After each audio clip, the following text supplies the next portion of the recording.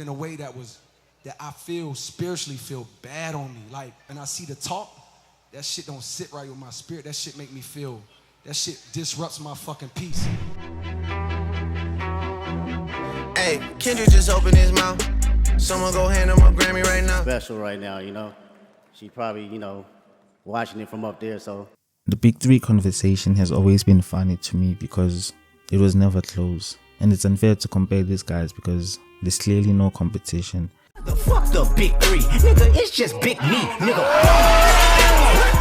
Let's just look at their discographies, for example. Drake has released 16 projects since 2010. Out of 16, there are 3 good projects. His 3 of 16, that's a 19% conversion rate. And what's more interesting is that these projects were released back to back to back in his earlier days. And after that, it's like something changed with Drake because he turned his back on hip hop. Not one of those people that can be inspired by something and be like, oh, well, that was inspiring, thanks. And then like just move on with it, like, you know, under my arm, like running down the field.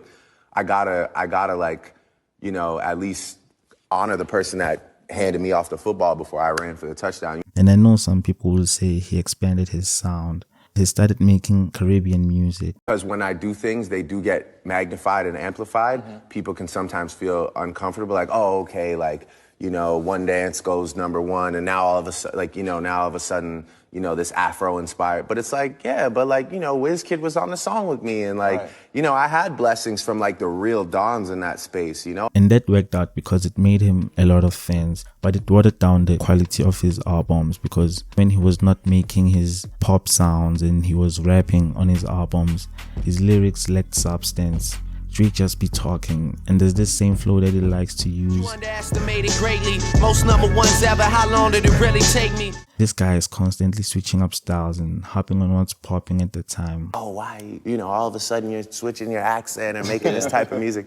It's not that, it's just, you know. And that's why I think he's had a long and successful career, but he didn't innovate that much in the space of hip-hop. He popularized the singing and rap thing, but that was influenced by Kanye's 808 and Heartbreaks. Drake is more of a hit maker. His albums lack concept and direction. It's like a compilation of random songs. And speaking of albums that lack concept, J. Cole really is the middle child because he's not great, he's not bad, he's just decent. He doesn't go out the box because when he does, it's bad. He's like that one character that works on one skill and has somewhat perfected that skill at this point. I'm talking about his pen game, but his ability to curate a cohesive album also lacks, but it's not that bad. For instance, The Fall Off is a good project conceptually, as Cole pays homage to numerous rap legends across the album who've helped him get to the point where he's so big and he's writing his final project, and I think that was cool. However, at some point the album sounds repetitive because he's talking about the same stuff in slightly different ways, and that's been the problem with Cole.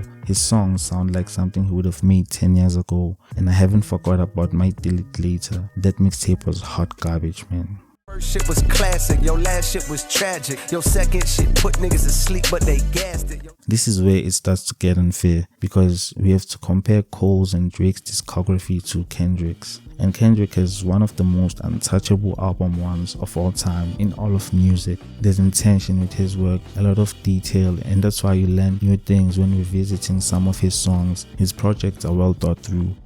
I remember you was conflicted, misusing your influence.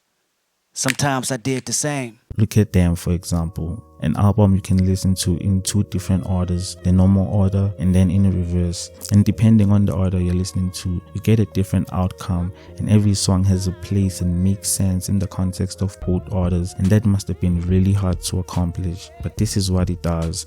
And Damn is not even his best album. When he's not writing mindfuck concept albums, he's hopping on a different sound and making that shit sound good while at it. Kendrick is constantly pushing boundaries and is one of few artists who constantly reinvents themselves in every album. Good Kid, Mid-City doesn't sound like T-Pap, and T-Pap doesn't sound like Damn, and so on. And every project of his up until now, I might even go back to Overly Dedicated, every project of his is good if not a masterpiece. Kendrick's catalog stacks up pretty well, and and this is something his peers don't have, unfortunately. And I know commercial success plays a huge part in being a member of the big three rather than being the best three rappers, because if you look at Drake, there was never a time where he was the top 3 rapper in the world. The most popular, yes, but definitely not the best. And at the end of the day, what I value as a hip-hop fan is a well-crafted body of work and album sales, because good music lives forever.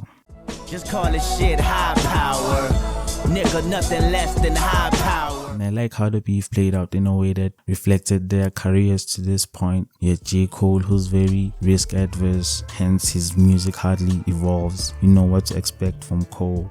He rides his bike, he's all about peace, and that's why it didn't surprise me when he apologized. And then you had Drake, man, this song Merchant. After the Like That verse, just one verse, Drake released Push Ups. So he released like the leaked version.